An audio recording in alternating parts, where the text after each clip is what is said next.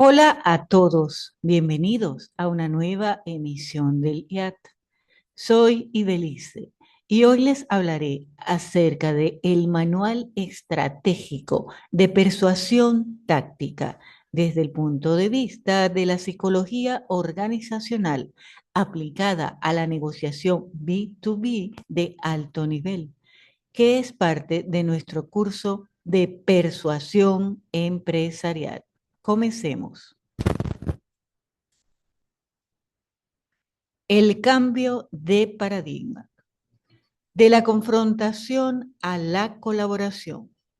Las negociaciones empresariales tradicionales suelen enfocarse en la rigidez de posiciones individuales, en el esquema de suma cero de ganar-perder. La persuasión táctica interviene científicamente para redefinir el conflicto, transformando la hostilidad en mesas de co-creación de valor real y mutuo beneficio.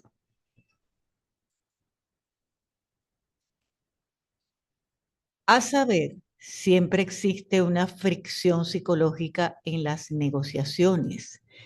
En el entorno B2B actual, el 48% de los equipos de ventas identifica la indecisión del comprador como el obstáculo principal. La negociación moderna no fracasa por falta de viabilidad financiera, sino por bloqueos emocionales y aversión al riesgo.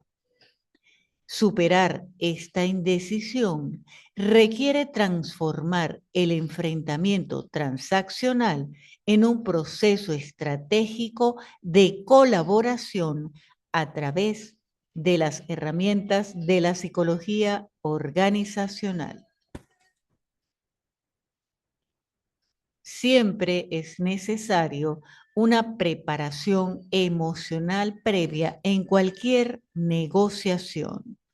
Desde este enfoque, tenemos que la inteligencia emocional aplicada tiene que ver con el entrenamiento riguroso para desactivar el secuestro de la amígdala ante tácticas agresivas o ataques verbales directos de la contraparte. Esto lo hemos hablado en los cursos de PNL. Los negociadores entrenados responden utilizando la corteza prefrontal de forma estratégica y lógica en lugar de la visceralidad. También tenemos en esa preparación emocional la simulación de escenarios, que son ejercicios dinámicos de simulación, role-playing, que recrean las peores respuestas y objeciones que el equipo podría recibir en la mesa de negociación. El ensayo constante disminuye drásticamente el nivel de cortisol y la ansiedad del equipo negociador durante la mesa real.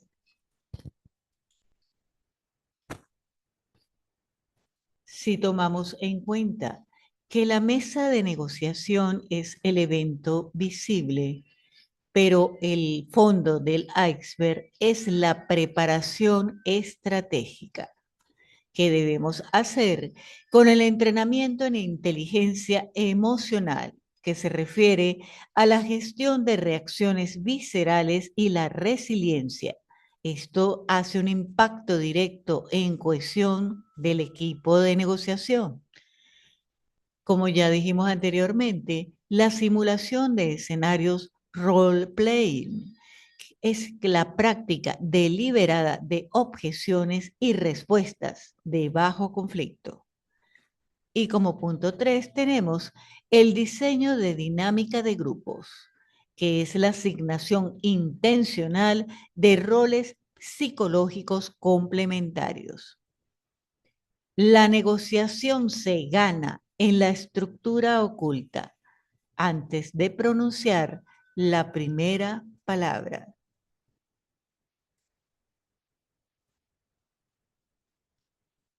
Refiriéndonos a la estructura del equipo interno, cuando se hace la negociación, se puede tener tres figuras: el analista, el observador y el líder empático. El analista debe estar centrado estrictamente en métricas financieras, viabilidad técnica y números objetivos. El analista provee el anclaje puramente racional de la respuesta. El observador no interviene verbalmente de manera activa. Analiza gestos físicos, microexpresiones, pausas y la dinámica grupal de la contraparte.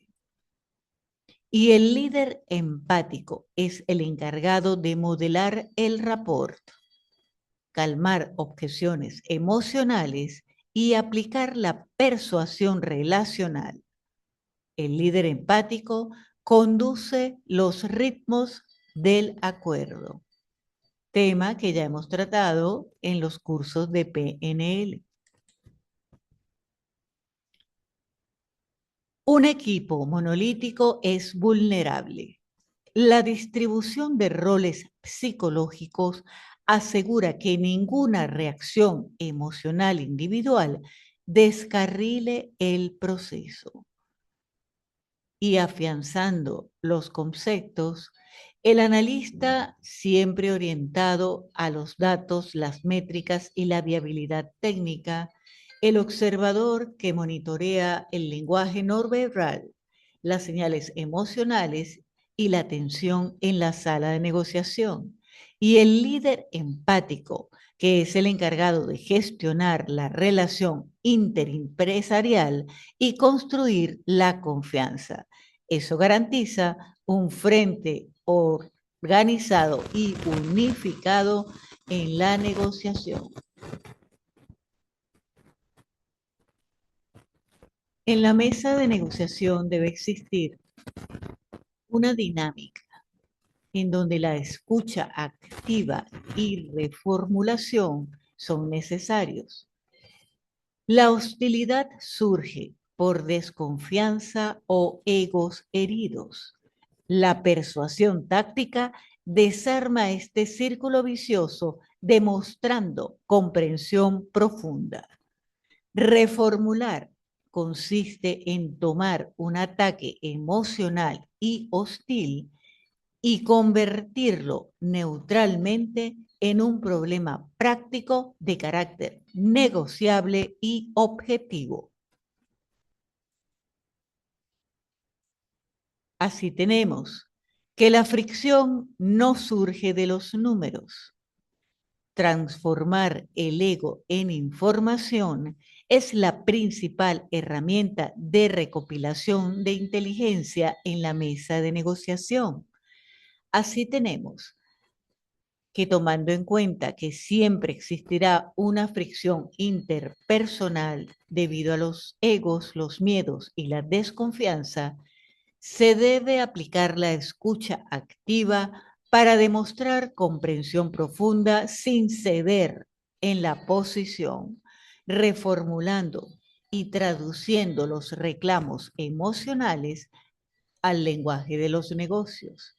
De esta manera, los problemas se convierten en objetivos innegociables. En la mesa de negociaciones es necesario la desactivación de posiciones hostiles. Esto se puede hacer con preguntas de indagación cognitiva, que son herramientas estructuradas que obligan al oponente a abandonar tácticas hostiles para explicar su lógica de negocio de manera objetiva. También es necesario evitar el no confrontativo. El rechazo sistemático a una propuesta inflexiva genera más distancia. Se debe usar la contrapropuesta basada en el método y los intereses. Para desactivar posiciones hostiles, es necesario buscar los motivos ocultos. Las posiciones rígidas, como por ejemplo decir, no pagaremos más por tal cosa, suele ocultar necesidades de presupuesto interno, miedos corporativos o búsqueda de estatus.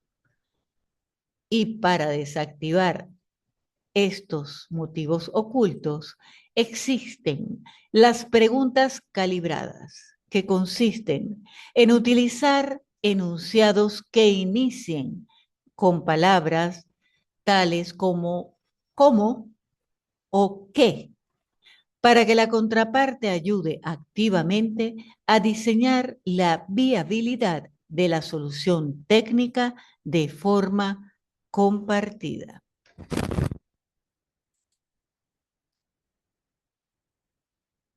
Cuando uno de los negociadores tiene posturas rígidas y defensivas, se deben hacer preguntas abiertas, estructuradas, basadas en el método SPIN y venta consultiva. Y para los intereses subyacentes reales, los estudios recientes validan que estas técnicas de venta consultiva guían al interlocutor a identificar sus propias necesidades, reduciendo radicalmente los ciclos de resistencia y aumentando el ROI. Estos temas los discutiremos en futuros videos. Para el control de sesgos en negociación tenemos el efecto anclaje, que es la fuerte propensión humana a condicionar todo el proceso en base al primer número expuesto. La mitigación consiste en introducir de inmediato un paquete alternativo de datos técnicos externos e independientes para desviar el foco del ancla agresiva original.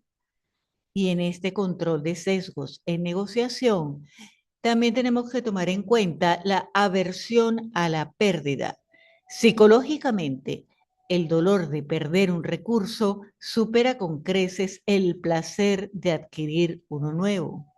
La mitigación consiste en enmascarar el discurso estratégico destacando los costes ocultos que evitarán perder al aceptar nuestra solución en lugar de solo listar beneficios futuros. Así tenemos que alinear las tácticas de mitigación con los rasgos de personalidad del interlocutor maximiza la efectividad de la persuasión. Así tenemos que podemos utilizar el efecto anclaje, la aversión a la pérdida, los datos objetivos y las opciones de enfoque positivo. En este punto, las opciones de enfoque positivo reformulan la propuesta mitigando la aversión a la pérdida. Los datos objetivos desactivan el anclaje emocional.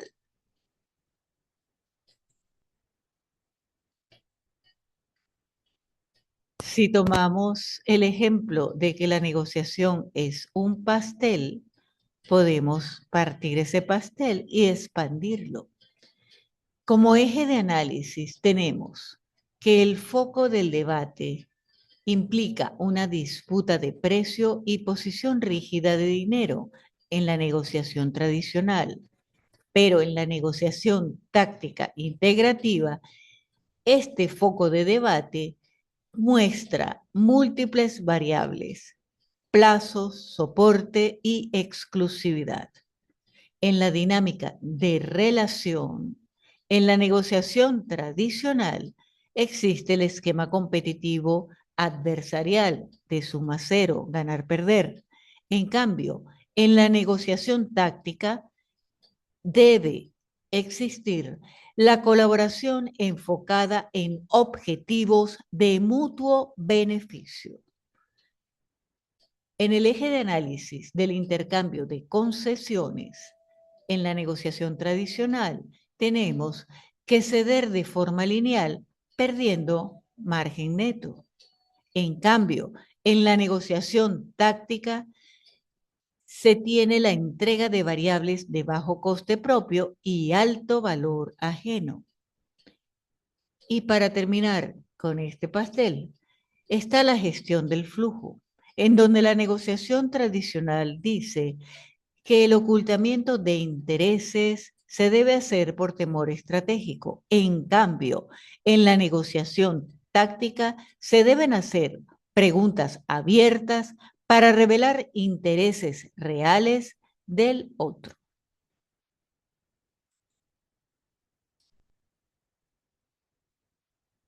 En este sentido, el método de negociación directa confirma que introducir dimensiones múltiples explica el 31,4% de la efectividad en la resolución de conflictos complejos, atendiendo los puntos de garantías extendidas, exclusividad, tiempos de entrega y precios.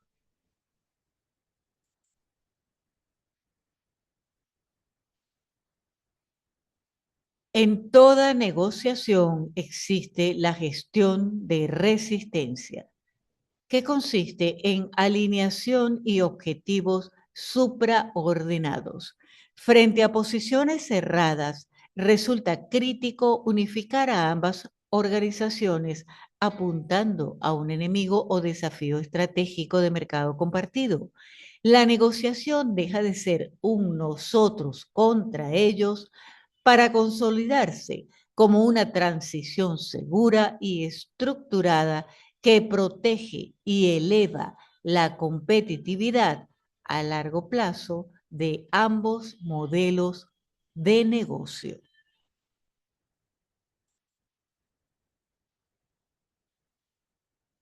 Podemos considerar el enfoque distributivo, con el ejemplo del pastel que dimos, o el enfoque integrativo.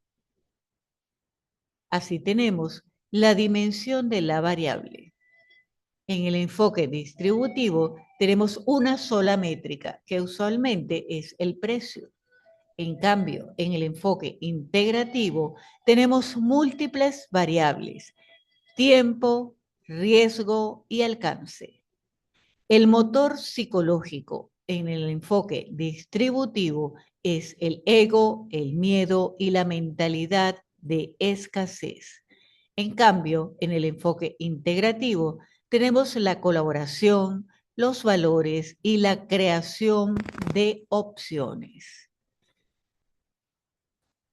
En la relación percibida nosotros contra ellos, se puede cambiar a nosotros contra el problema y los resultados a largo plazo. Si se sigue el enfoque distributivo, se tiene una victoria pírrica, ganar-perder. En cambio, si se busca el enfoque integrativo, se encuentran acuerdos armoniosos y crecimiento sistémico.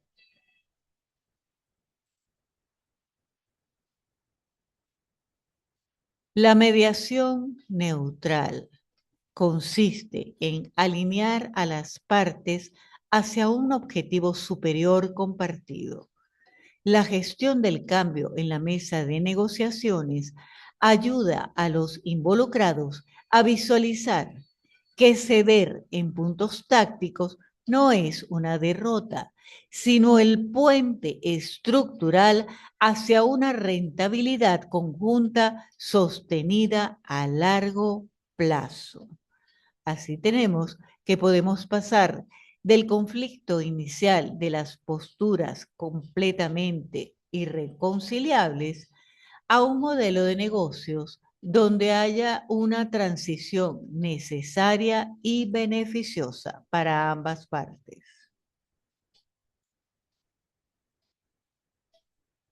La psicología no es una habilidad blanda, es el motor algorítmico del ROI en negociaciones complejas. Y podemos ver esto como un diagrama en donde los datos objetivos que lleva el analista se trabajan con la inteligencia emocional del líder y se hace la desactivación cognitiva con la observación. Esto garantiza la expansión del valor. Gracias por compartir y hasta la próxima entrega.